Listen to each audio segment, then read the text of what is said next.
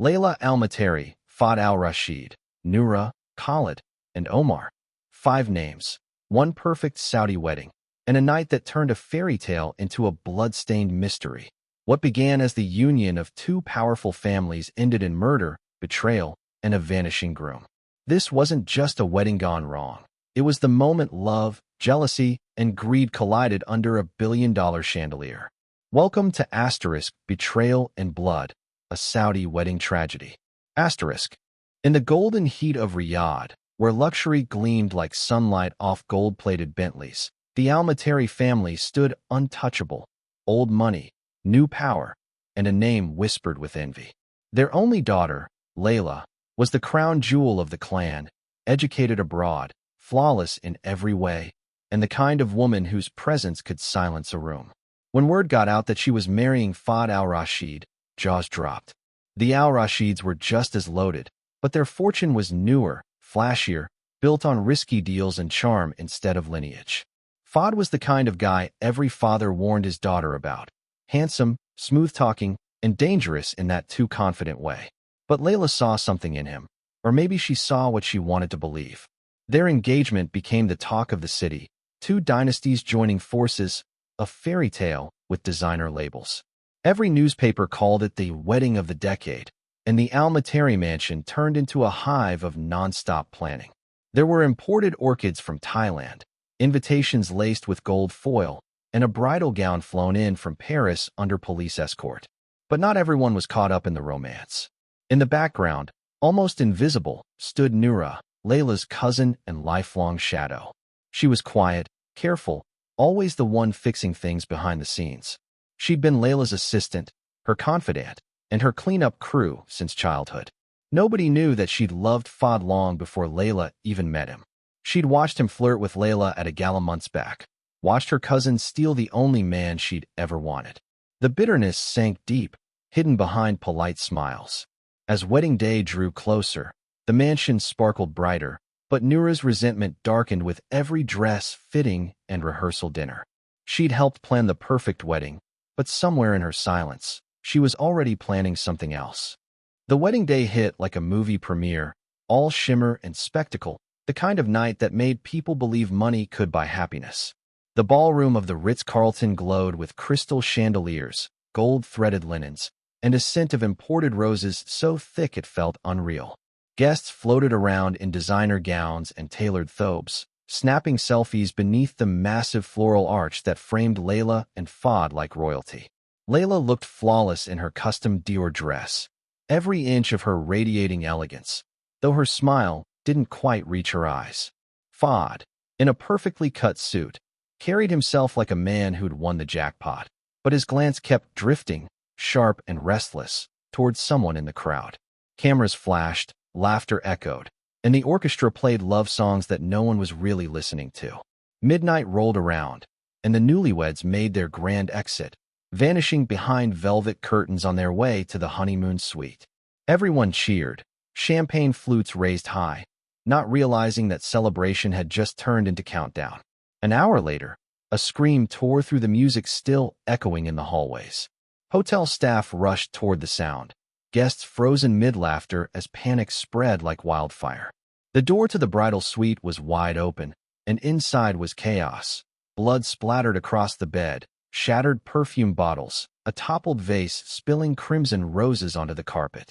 Layla's body lay still beneath the silk sheets, her diamond necklace glinting beneath streaks of red, her makeup smeared like tears. The air smelled of iron and death. Fahd was nowhere to be found. No one saw him leave, no one heard a thing, and within minutes, the fairy tale wedding had become a crime scene. The bride was dead, the groom had vanished, and the kingdom's most perfect night had just turned into its darkest mystery.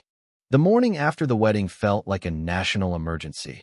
Every TV channel, every gossip blog, every WhatsApp group in Riyadh was buzzing with the same question: where the hell was Fahd Al-Rashid? The police had locked down the hotel, but it was like the man had evaporated into thin air.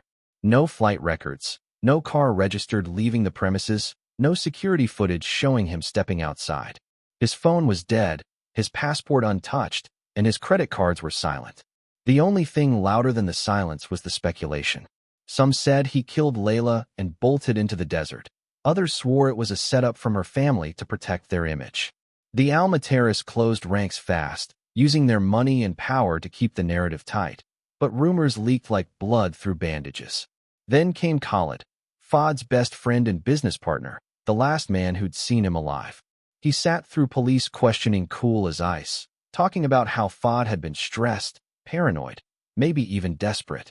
He mentioned business debts, secret deals, and threats from people who didn't forgive easily. Investigators initially thought it was just a friend trying to help, until they pulled Khalid's phone records. That's when everything cracked open. Hidden behind layers of encrypted chats was a string of late-night messages between Khalid and Noura, the bride's quiet cousin. The tone was intimate, secretive, dripping with tension. They weren't just talking about the wedding. They were talking about Layla, Fahd, and how to make things right. Screenshots showed Noura complaining about Layla's arrogance, Khalid warning her to stay calm, and cryptic lines about timing and getting what we deserve. What had looked like a lover's panic was starting to look like a conspiracy. The missing groom wasn't the only mystery now. Suddenly, the story had two shadows creeping in the dark. The investigators dug deeper into those encrypted chats and realized they weren't looking at a fling. They were looking at a blueprint for disaster. Noura and Khalid had been sneaking around for months, bound by jealousy and greed, feeding each other poison disguised as affection. Their messages were a mix of obsession and planning, the kind of thing that only made sense when read with hindsight. Noura had always envied Layla, her beauty, her wealth, her spotlight, and Khalid, with his slick talk and shady business sense, knew exactly how to feed that envy. Together they built a fantasy where they could have it all. Fought out of the picture, Layla humiliated, and both of them walking away with money that didn't belong to them. The investigation uncovered that 3 days before the wedding, Noura suddenly had a new offshore account registered in her name, and on the night before the ceremony, Fahd had wired a massive transfer straight into it. No one could explain why. Khalid claimed he didn't know, but bank logs showed his fingerprints all over the transaction. It looked like blackmail, maybe hush money, maybe a deal gone wrong. The detectives started connecting dots no one wanted to see. Maybe Fahd wasn't the monster after all. Maybe he was being played. Every photo from the wedding now looked sinister. Noura standing just behind the bride, her smile too tight, her eyes locked on Fahd. Witnesses started remembering odd details, like how Khalid was missing for nearly an hour during the reception, or how Noura was seen slipping something into her clutch before heading toward the bridal suite. The perfect cousin and the loyal friend were beginning to look like architects of chaos, their secret affair wrapped around a crime that had spun far beyond their control. What began as jealousy was now blooming into a deadly cover-up. Just when investigators thought they had hit a dead end, Omar, Layla's personal bodyguard, came forward and flipped the case on its head. He'd been with the Al-Mutairi family for nearly a decade, loyal to the bone and trained to keep secrets buried. But this one had started to rot inside him. Omar described the wedding night in chilling detail. How the atmosphere shifted once the guests began leaving. How Noura had slipped away from the ballroom around midnight wearing a look that didn't match the celebration. He saw her head toward the bridal suite, her heels echoing down the marble corridor, carrying what looked like a small clutch pressed tightly against her chest. 10 minutes later, he saw Fahd storm out of the same room, his face pale, his cuffs stained dark. He was muttering to himself, shaking, eyes wide like he'd seen something he couldn't believe. Omar followed him out to the parking lot, but the man was frantic, moving fast, jumping into his car before the bodyguard could react. That was the last time anyone saw him alive. Omar admitted he hadn't told the truth earlier because he feared Layla's family. They had power, connections, and no patience for scandal. But his confession changed everything. Now the narrative twisted again. What if Fahd hadn't killed Layla? What if he walked in on something gone horribly wrong? The blood on his cuff wasn't proof of guilt. It was proof he'd tried to help. The detectives revisited the crime scene, this time with new eyes.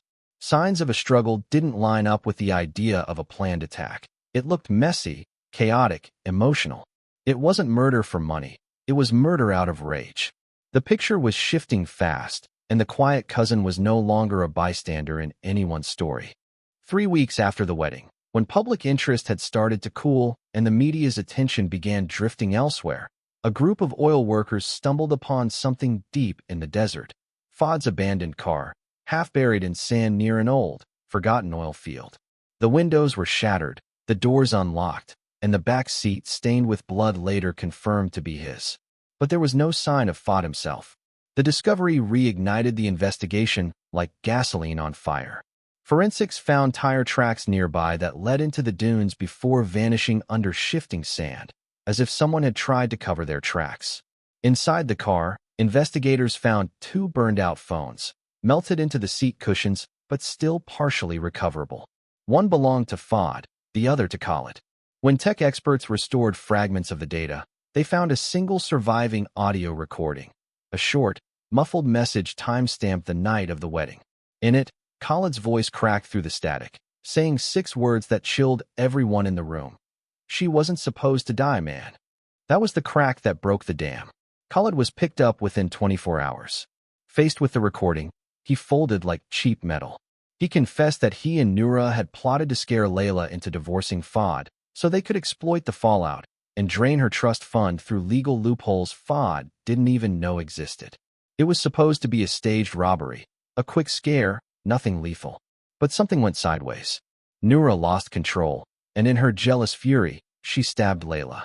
Fahd had tried to stop her, but when she turned the knife on him, he ran. Khalid panicked, chased him down later that night, and in the chaos of the desert, one more life was taken. The fairy tale had turned into a burial ground of secrets. By the time the authorities tracked Noura down, she was a ghost of herself, hiding out in a remote villa on the outskirts of Jeddah owned by one of Khalid's cousins. The woman who had once floated through high society parties like a shadow of elegance now looked hollow, her designer clothes hanging loose, her eyes glassy from sleepless nights and guilt that had finally caught up. When the police burst in, she didn't fight or cry. She just whispered that it was over. During interrogation, her story spilled out in fragments, every word dripping with regret and delusion. She admitted to killing Layla, claiming it wasn't supposed to happen, that she'd only meant to teach her a lesson. In her mind, it was never about murder. It was about revenge, validation, and twisted love. She said that when Layla mocked her feelings for Fahd, something inside her snapped. The knife had been meant for fear, not death, but jealousy doesn't care about intentions.